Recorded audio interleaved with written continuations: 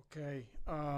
In support and would like to speak Preston Castille and Victor Ukpolo.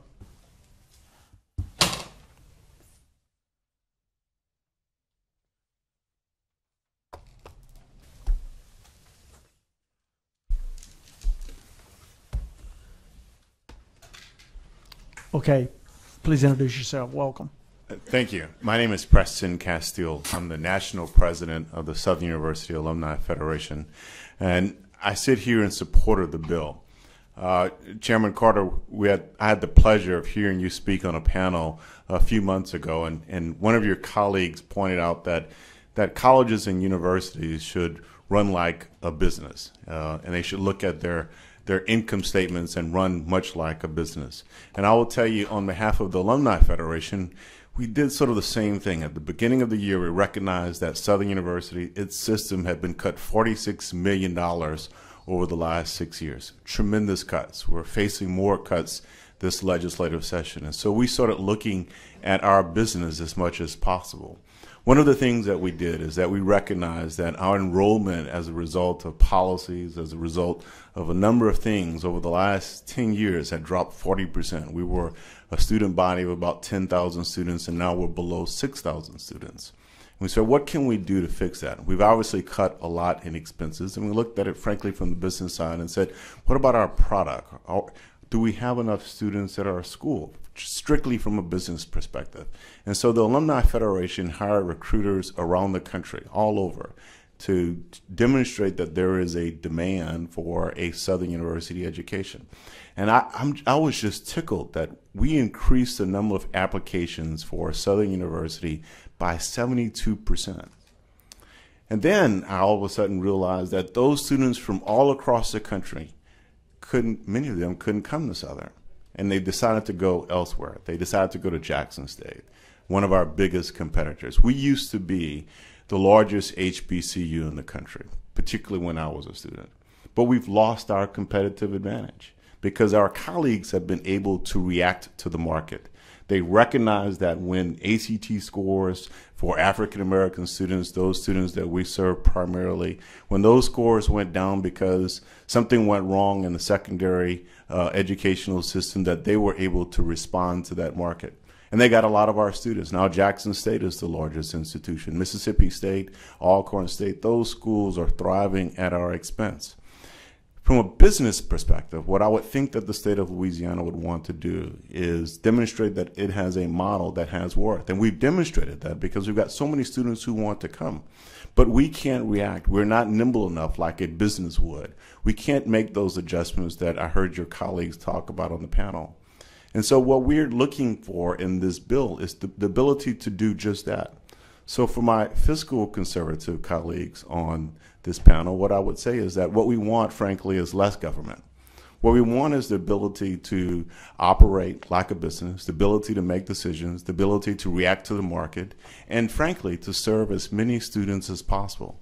You know, like Representative James, I listened to the testimony this morning about choice, and frankly, that's what we're talking about here, and that is giving students the choice to go somewhere, particularly when so many students said across America that they want the choice to come to Southern University, but we said no. We can't take you because we've got standards that want to make you. Why don't we change those standards? Well, we can't do that. We've got to go somewhere else, and we can't respond.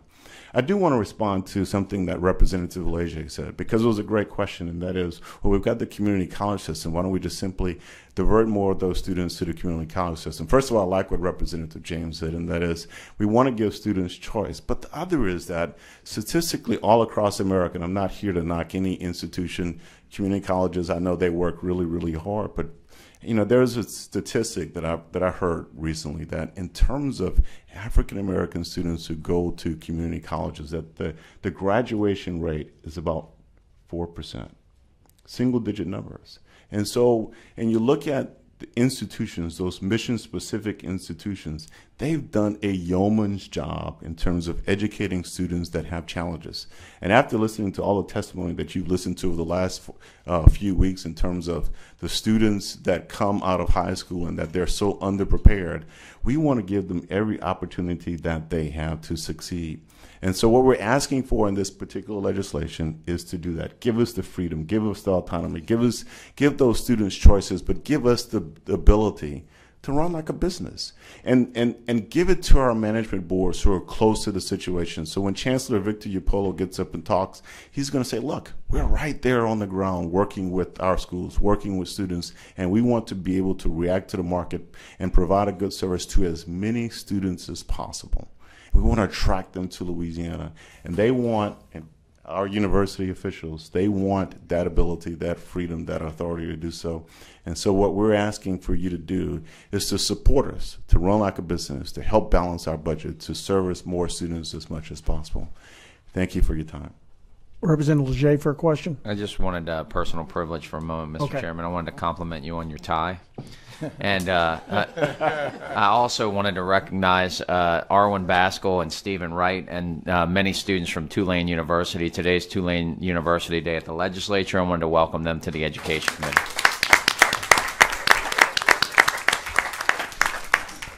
Thank you, Mr. Chairman. And as a graduate of Tulane, thank you. What happened to your tie? I'm here on Southern's behalf today, sir. Okay. Yes, sir.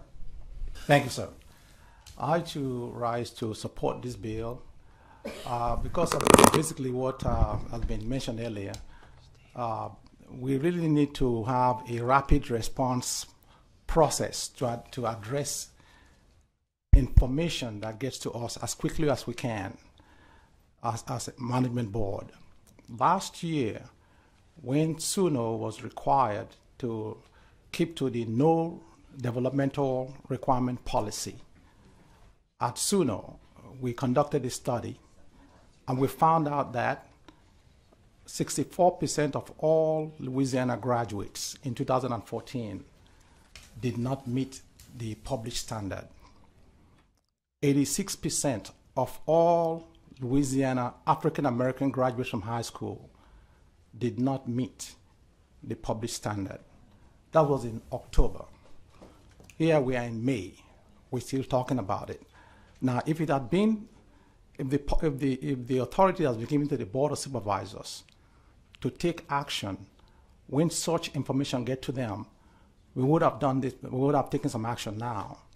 But as it is today, there are some graduates from high school who still may not be able to go to college even after we take action if you should positively pass this bill by the end of the session.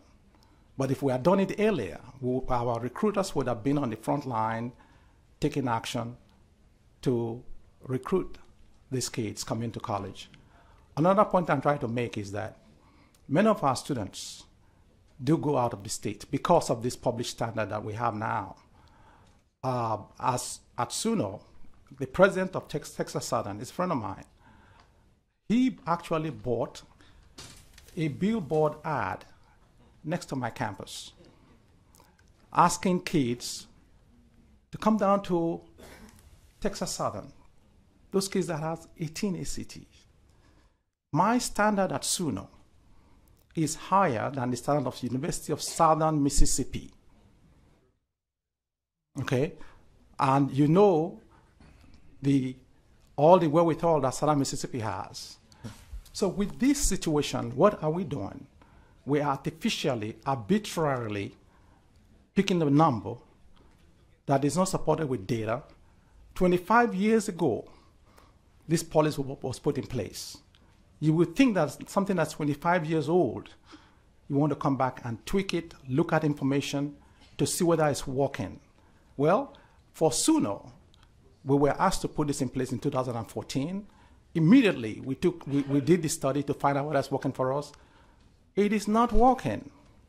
It's not working because it's driving away our kids away. And most importantly, for some of you, you may want to be willing to hear about what is happening to our adult education.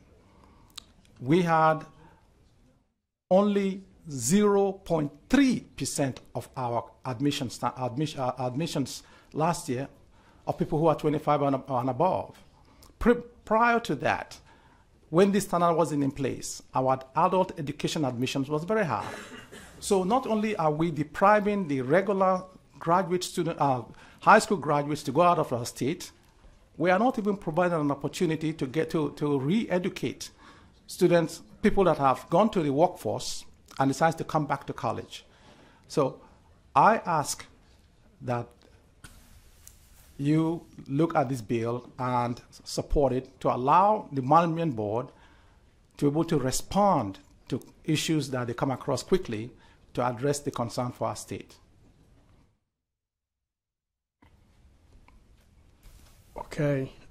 In support, would not like to speak. There's Steve Monahan, Susan Nelson, Kevin Cunningham, Rodney Braxton. These are all in support, would not like to speak. Dylan Wagaspack and Albert Samuels.